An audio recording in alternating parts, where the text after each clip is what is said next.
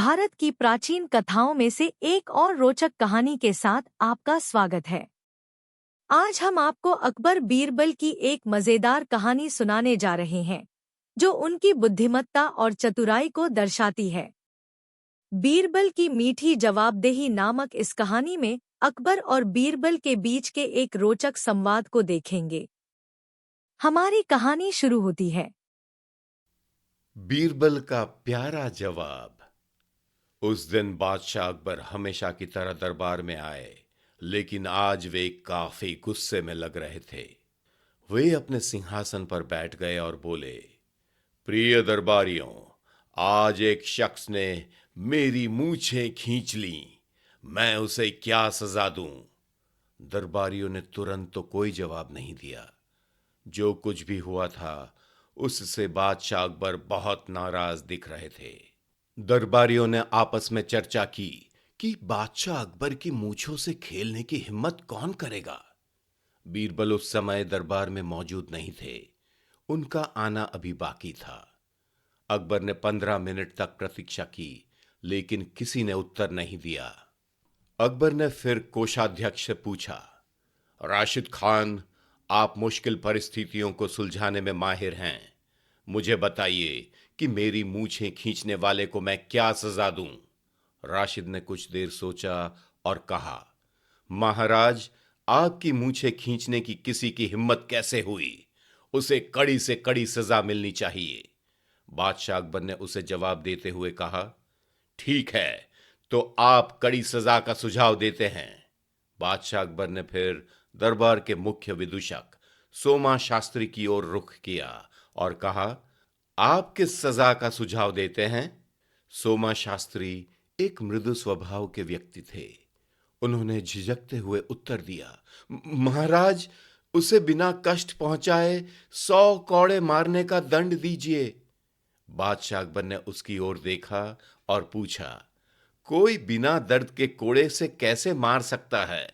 मुझे आपसे सुझाव नहीं मांगना चाहिए था। कृपया बैठ जाइए। फिर उन्होंने रक्षा अधिकारी सोहेल खान से पूछा, मुझे बताओ, मैं उसे कैसे दंडित करूं? उसने उत्तर दिया, महाराज, हमें उसे सार्वजनिक रूप से दंडित करना चाहिए। इसलिए अपराधी को सार्वजनिक रूप से फांसी दी जानी चाहिए, ताकि भविष्य में अन्य कोई ऐसी गलती करने की हिम्मत ना करे। उसी समय बीरबल ने दरबार में प्रवेश किया। बादशाह अकबर ने जब बीरबल को देखा तो कहा, आओ बीरबल, आओ, मैं आपका ही इंतजार कर रहा था। बीरबल समझ गए कि अकबर उससे कुछ अजीब सवाल पूछने जा रहे हैं। बीरबल बादशाह अकबर के पास आकर खड़े हो गए। उन्होंने कहा, महाराज, कृपया मुझे बताएं कि आप मेरी प्रतीक्षा क्यों कर रहे थे? पिछली रात घटित घटना को याद कर बादशाह अकबर एक बार फिर क्रोधित हो उठे। उन्होंने कहा, बीरबल, कल रात किसी ने मेरी मूछें खींच ली। मुझे बताओ कि मैं उसे क्या सजा दूं? बीरबल तुरंत समझ गए कि यह एक पेचीदा सवाल है। बीरबल ने कुछ देर सोचकर जवाब दिया, महाराज, मुझे लगता है कि आपको उसे बिल्कुल भी सजा नहीं देनी चाहिए। इसके विपरीत मुझे लगता है कि आपको उसे मिठाई और मीठे चुंबन जैसा कोई उपहार देना चाहिए। दरबारियों ने सोचा, बीरबल को क्या हुआ? वे अपराधी को उपहार देने का सुझाव क्यों दे रहे हैं? क्या वे पागल हो गए हैं? बादशाह अकबर क्रोधित होकर बोले, बीरबल, क्या आप जानते हैं कि आप क्या बात कर रहे हैं? क्या आप सुझाव दे रहे हैं कि जिसने मेरी मूछें खींची हैं उसे मुझे उपहार देना चाहिए? क्या आपके पास वफादारी नहीं है? बीरबल डगमगाए नहीं, लेकिन आत्मविश्वास से कहा, महाराज, कृपया थोड़ा ठंडे दिमाग से सोचिए। मैं अपने सुझाव को सही ठहरा सकता हूं।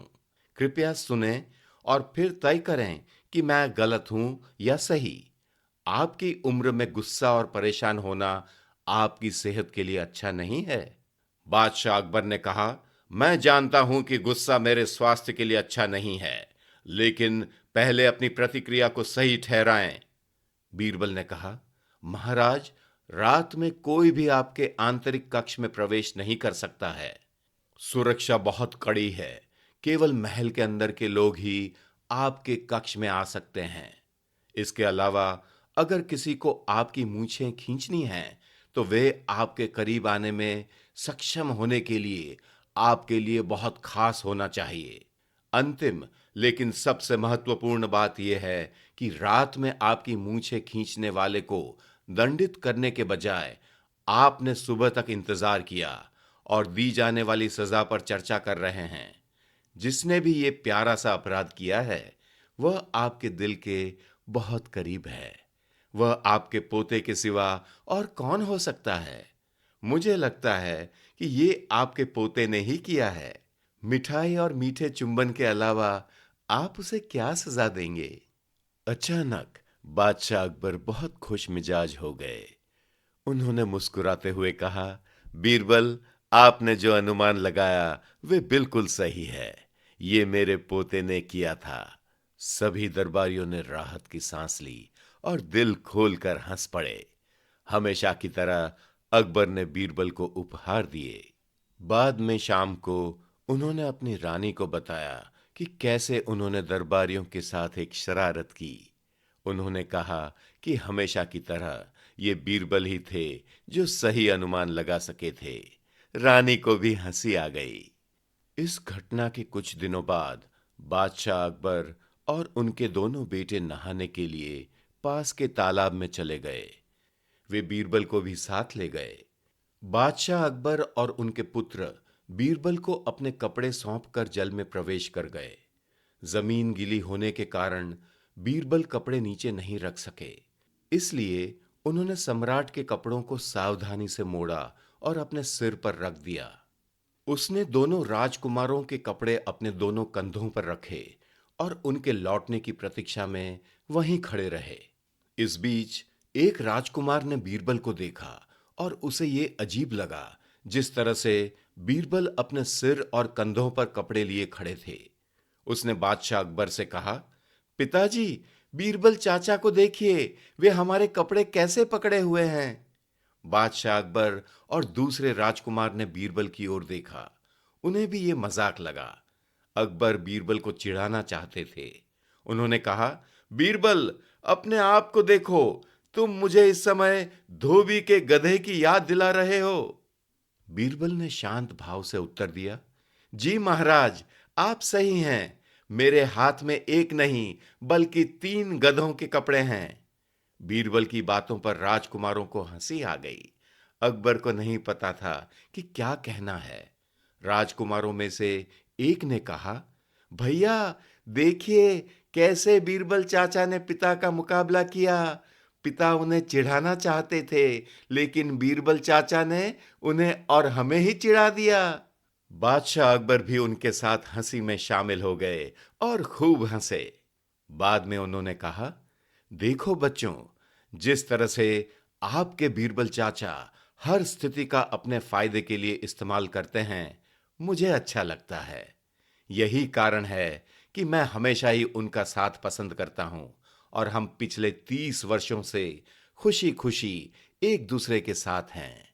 उनके जैसी बुद्धिमत्ता और अच्छे दिल का संगम बहुत कम लोगों में देखने को मिलता है। बाद में वे किनारे पर आए और कपड़े पहनकर महल में चले गए।